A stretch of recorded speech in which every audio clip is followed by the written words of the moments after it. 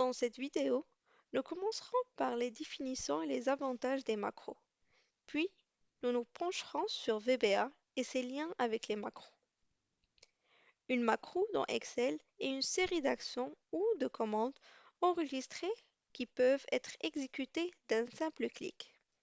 Il s'agit essentiellement d'un moyen d'automatiser les tâches répétitives, ce qui permet aux utilisateurs de rationaliser les processus et de gagner du temps. En automatisant les tâches, les macros permettent aux utilisateurs de gagner un temps considérable, ce qui peut prendre plusieurs étapes pour être accompli manuellement, peut-être instantanément grâce à une macro bien conçue. En outre, les macros exécutent des étapes prédéfinies de manière cohérente, ce qui minimise les risques d'erreurs humaines.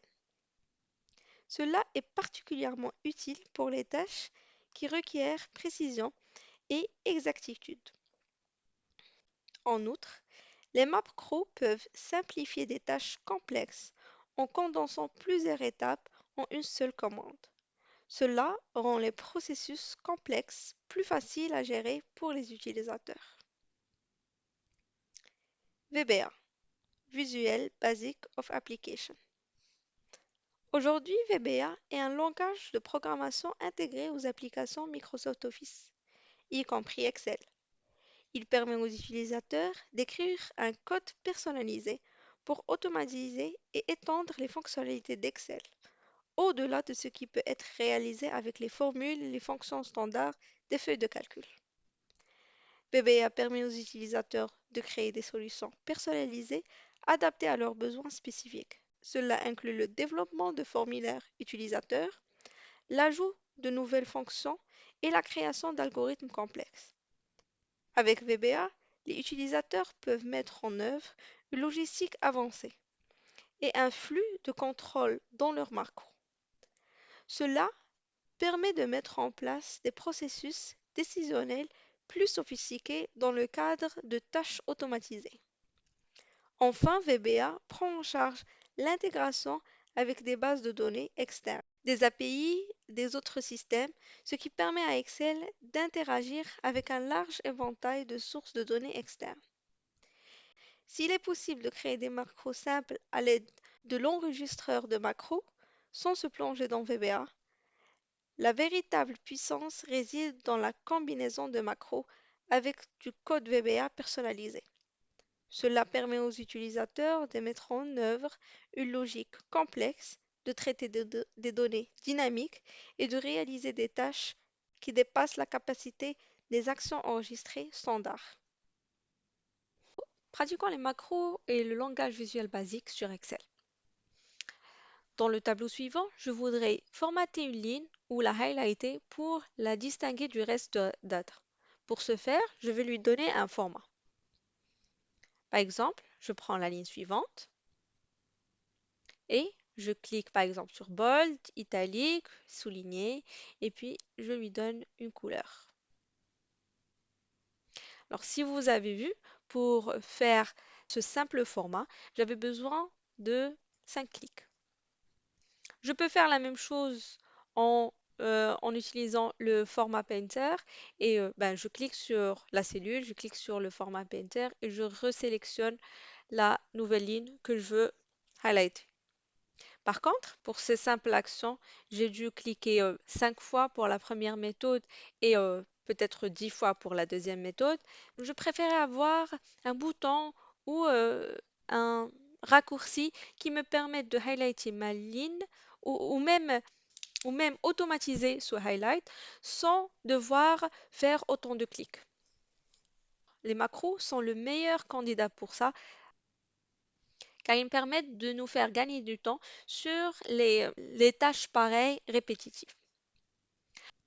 Pour enregistrer une macro, on clique sur Développeur.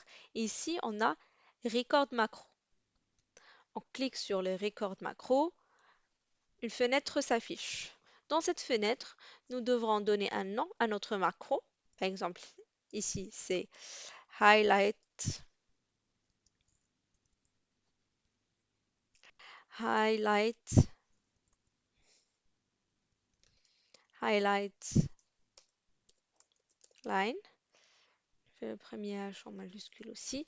Alors, pour le nom, nous n'avons pas le droit de faire un espace, mais peut faire un underscore ou peut-être distinguer la première lettre de chaque mot en majuscule. Comme ça, on peut remplacer l'espace. Pensez à donner un nom descriptif à votre macro pour pouvoir la reconnaître à chaque fois. La deuxième option, c'est le shortcut, qui est le raccourci pour exécuter notre macro. Ici, vous pouvez écrire une lettre directement ou vous pouvez faire un shift et notre lettre pour avoir un shortcut, un raccourci plus complexe. Par la suite, vous avez la possibilité d'enregistrer cette macro dans ce worksheet qui est ouvert, un nouveau worksheet ou un macro ou book personnel. On reste sur this worksheet et enfin vous pouvez ajouter un descriptif. Ça c'est optionnel, mais vous pouvez ajouter un descriptif plus détaillé à votre macro pour que vous puissiez savoir à quoi ça sert exactement ou si une autre personne qui utilise le même workbook pourra avoir une idée de l'objectif de cette macro. Et là, on clique sur OK. Là, la macro, elle est en train d'être enregistrée. Donc, chaque action que je fais sur ce workbook, elle sera enregistrée. Vous voyez ici, j'ai Stop macro. Ça, une fois que je finis, je clique sur ce bouton. Alors, ma macro, elle consiste à sélectionner une ligne. Et puis, je vais sur Home. Je clique sur Bold, Italique et Souligné. Et par la suite, j'ajoute une couleur d'arrière-plan. Une fois j'ai terminé mes actions, je me remets sur développeur et je fais le stop recording. Alors là, ma macro, elle est enregistrée. Je vais enlever ce format et essayer d'exécuter ma macro. Il y a plusieurs façons d'exécuter la macro.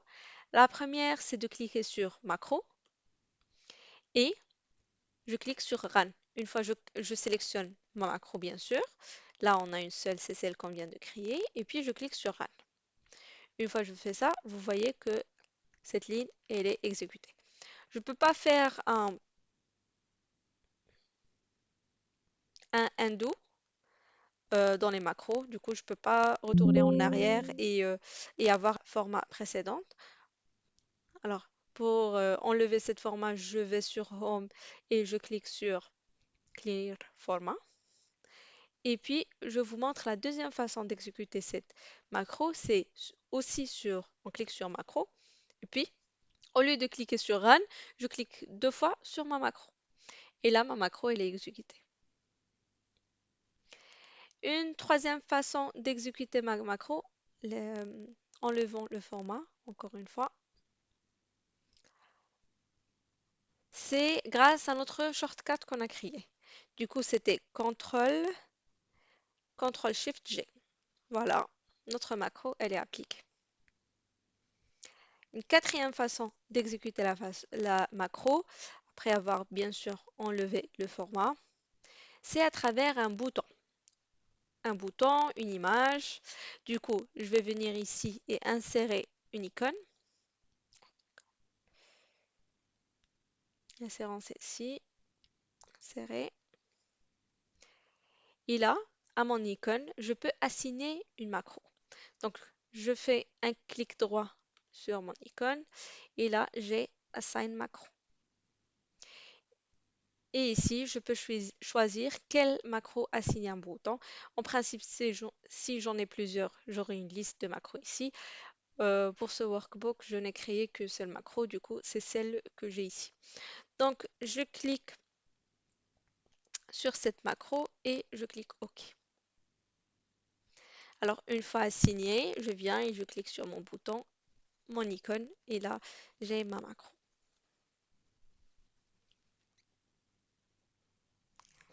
Alors, mais vous allez me dire, là, on est en train d'appliquer cette format à une seule ligne depuis tout à l'heure.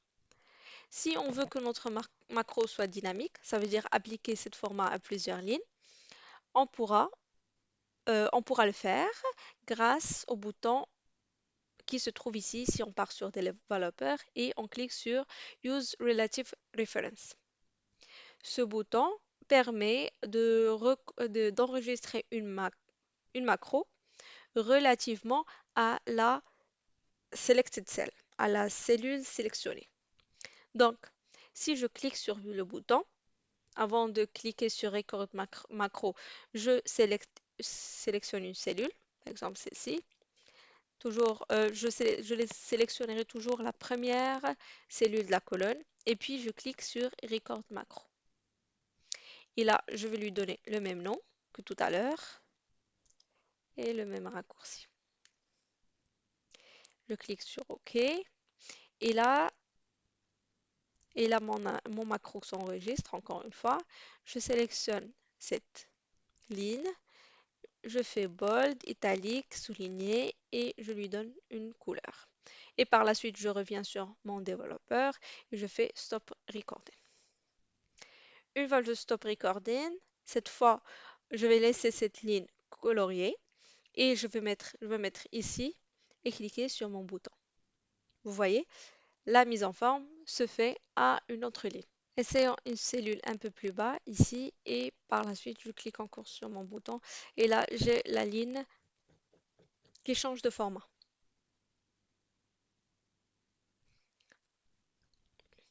Pour voir le code derrière ces macros, on doit ouvrir Visual Basic Application. Pour ouvrir cette application, on va sur développeur et puis on clique sur Visual Basic Application. Si vous voyez ici, à droite, on a le code de notre macro. Donc, dans le code, nous avons le nom de notre macro, le descriptif et le raccourci. Et puis, on décrira ces actions par la suite. Et à gauche, on a le Project Explorer où on trouve les différentes feuilles de notre workbook. Et par la suite, nous avons les modules. Et pour les modules, nous avons module 1, c'est là où est écrit le code pour la macro qu'on vient de créer. On a aussi VBA Project Book 3, ça c'est un autre workbook que j'ai ouvert sur mon ordinateur.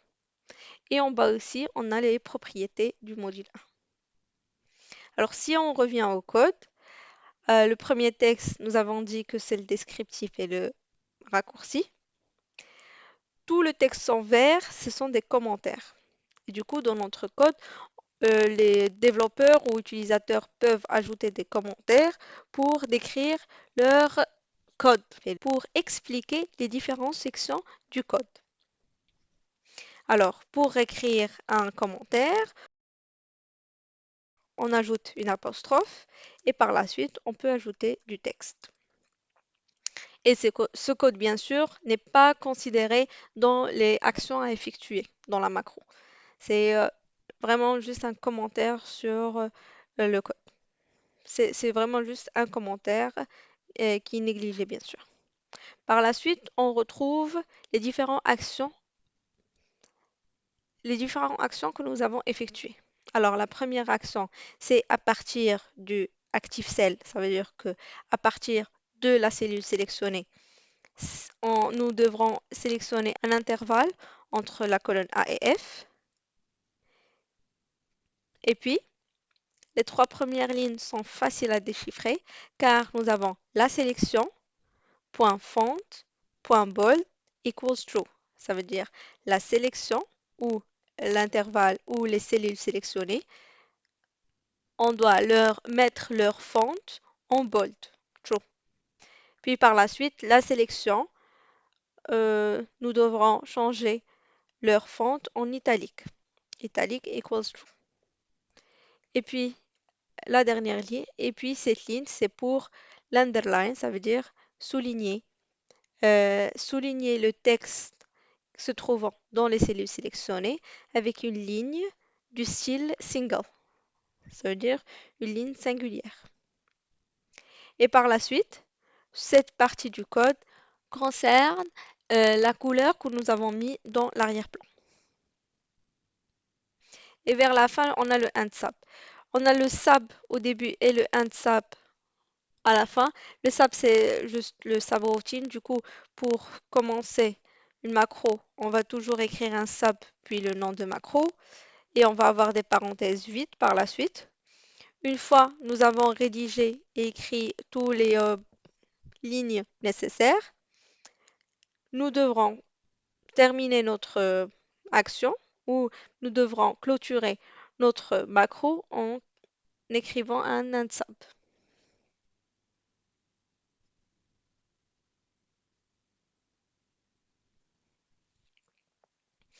Alors ça, c'est pour le visuel basique. Vous avez compris que les simples actions qu'on a fait pour formater cette ligne sont traduites par ces, ces lignes de code. Juste un petit astuce pour switcher entre Excel et Visual Basic, vous pouvez juste cliquer sur Alt F11 et là vous avez le Visual Basic qui s'affiche directement. Je vous recommande que chaque fois vous enregistrez une macro, allez sur Visual Basic et regardez le code. De cette façon, vous allez commencer à comprendre petit à petit le code VBA et vous serez plus familiarisé avec.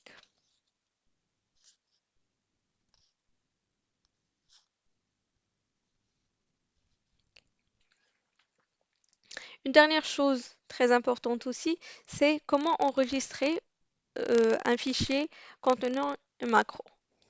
Pour enregistrer un fichier Excel contenant une macro, vous, vous partez sur Save As et puis vous savez par exemple dans Document. Et là, vous devez préciser dans le Save Type, dans le type, que c'est un Excel Macro Enabled Workbook. Si vous enregistrez sous Excel Workbook type, vous aurez votre macro sera écrasé. Donc, pour enregistrer la macro,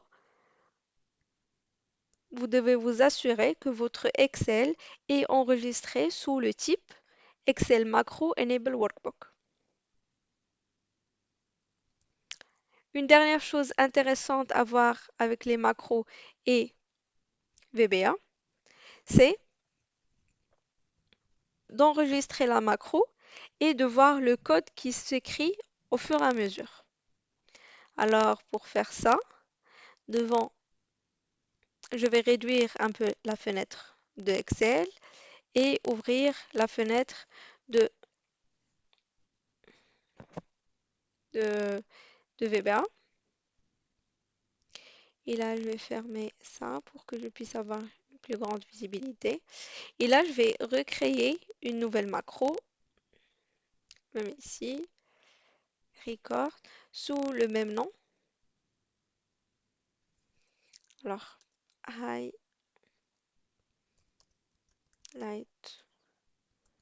line. Et je clique sur OK. Ils m'avertissent que une macro est déjà enregistrée sous ce nom et ils me demandent si je veux la remplacer. Je vais dire yes, oui. Une fois que je clique sur yes, vous voyez que ma macro a été supprimée sur VBA. Toutes les lignes se sont supprimées. Et là, on va créer notre nouvelle macro. Nous allons sélectionner les lignes suivantes. Et là, vous voyez, il y a une première ligne qui s'affiche ici. ActiveCell.range A1 jusqu'à F1. Select. Et puis là, je vais partir sur Home. Je vais faire un bold. Vous voyez, simultanément, les lignes s'ajoutent au code VBA. Je clique sur Italique, Underline, et puis j'ajoute une couleur. Et là, je retourne sur Developer et je clique sur Stop. Là, vous voyez, vous avez vu simultanément la macro se rédige ou le code VBA de la macro se rédige sur Visual Basic for Applications.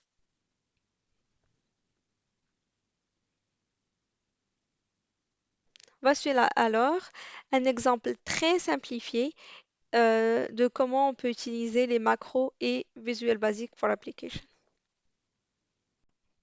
Si vous avez trouvé cette vidéo et le livre informatif et utile, nous vous serions très reconnaissants si vous pouvez prendre un moment pour partager votre commentaire positif sur Amazon. Merci de faire partie de notre communauté et pour votre soutien.